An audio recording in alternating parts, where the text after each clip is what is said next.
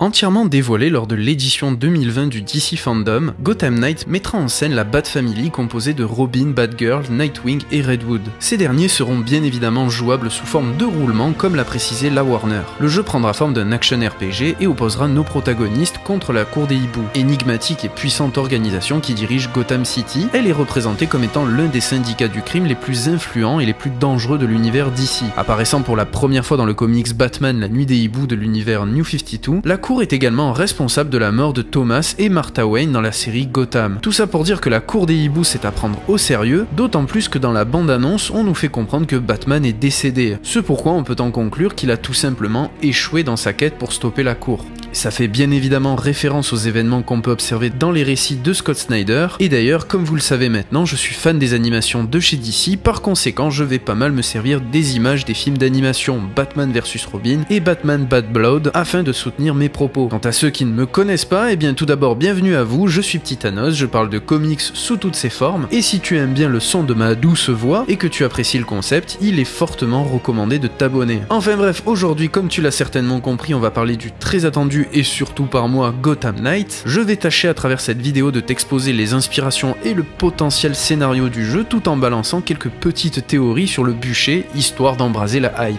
Et comme je l'ai dit précédemment, c'est dans l'animé Batman vs Robin que je vais puiser mes sources, puisqu'en effet Batman vs Robin n'est autre que le film d'animation adapté du comics La Nuit des Hiboux. Notre histoire met en scène le jeune Damian Wayne qui vient récemment d'endosser le costume de Robin. Ce dernier étant régulièrement en désaccord avec les méthodes de travail du Batman, il n'hésitera pas à défier certaines règles essentielles propres à l'homme chauve-souris, tout en lui manifestant son mécontentement quant à sa règle la plus importante, la justice et pas la vengeance. En effet, pour l'une de ses premières missions, Robin fut confronté à un sadique psychopathe qui prenait plaisir à faire du mal à des enfants, ce qui ne rendit pas la tâche facile au jeune homme quant au fait de lui laisser la vie sauve. N'étant pas optimiste et confiant quant à l'éducation de son fils, Bruce Wayne tenta une approche plus douce pour son nouveau métier de père. Il sera malheureusement concurrencé par un nouveau mentor en la personne de Ergo, un assassin envoyé par la Cour, personnage très important qui sera certainement dans le jeu Gotham Knight. Dans cette histoire, l'Ergo tentera à l'aide d'arguments très convaincants de corrompre Robin et de l'inciter à rejoindre la Cour qui partage d'un certain point de vue son sens de l'autorité. Bref, quelques temps plus tard, on retrouvera notre Batou en confrontation directe avec les membres de la Cour qui réussit à l'aide de leur malice à droguer le Chevalier Noir qui n'eut d'autre choix que de faire appel à Nightwing pour venir l'aider. Entre temps, Robin se laissera séduire par l'offre de la Cour avant de revenir sur sa décision. En effet, le jeune homme décidera de rejoindre définitivement la Bat Family afin de combattre l'Ergo qui était tout simplement en train de tuer Batman tranquillement mais sûrement. Nous passons maintenant à ce qui pourrait être la deuxième grosse inspiration de Batman Gotham Knight, à savoir Batman Bad Blood, qui cette fois-ci mettra plus en scène la Bat Family. En effet, et ce dès le début de l'histoire, on retrouvera Batman aux prises avec Batwoman contre un groupe de forces armées dirigé par l'Hérétique, qui aura potentiellement un rôle dans le jeu, pourquoi pas. Bref, malheureusement pour notre cher Batou, ce combat se soldera par un sauvetage in extremis de sa nouvelle acolyte, qu'il troquera contre sa propre vie. C'est donc à la suite de cette tragédie que Dick Grayson alias Nightwing prendra le costume de Batman et formera avec Catherine Kane et Damian Wayne les prémices de la Bat Family. D'ailleurs, petit disclaimer, j'ai créé une vidéo sur la Bat Family, tu trouveras le lien dans le petit i qui s'affiche maintenant ou en fin de vidéo. Bref, quelques temps plus tard, on comprendra que l'Hérétique travaille en réalité pour Talia al Ghul et que cette dernière retient en otage Bruce Wayne qui est toujours bel et bien en vie, bien qu'en piteux état. Faisant de lui son pantin à l'aide du Chapelier Fou, Talia avait pour projet de manipuler Bruce afin qu'à son tour, lui manipule l'intégralité des chefs politiques du monde. Heureusement pour notre héros, la Bat Family s'empressera de venir le sauver au terme d'un super combat visant à le défaire de l'emprise de la chef de la Ligue des Ombres. Bref, voilà, maintenant que vous connaissez à peu près l'histoire de Batman vs Robin et Batman Bad Blood, je peux vous exposer ma petite théorie. Alors même si le jeu ne suivra bien évidemment pas à 100% le récit et qui ne fera pas office de suite à la série Arkham, je pense sans trop me mouiller qu'ils prendront certains faits de leurs histoires en considération. Je pense par exemple que Batman n'est pas mort, en tout cas il ne mourra pas dans cet épisode, mais plutôt qu'il a été enlevé. Et enfin, je pense qu'à l'image de Batman Bad Blood, il sera à un moment donné confronté à la Bat Family, tout simplement parce qu'il n'y aurait pas meilleure introduction à celle-ci que de montrer qu'en étant réunie, elle peut surpasser Batman. Puis soyons honnêtes, après 4 excellents jeux à contrôler le Batman, ça serait juste top de l'affronter en coopération et se creuser la tête sur comment vaincre l'homme le plus intelligent de la planète. Bref, vous comprendrez que comme beaucoup de théories, celles-ci proviennent de fantasmes, mais bon, il faut bien rêver dans la vie. En tout cas, n'hésite pas à me dire en commentaire si tu attends ce jeu, puis si tu as des théories toi aussi, n'hésite pas à les balancer en commentaire, je suis ouvert au débat. Sur ce, je te fais des bisous, je t'invite à lâcher ton plus beau like sur cette vidéo, si elle te plaît évidemment. Peace.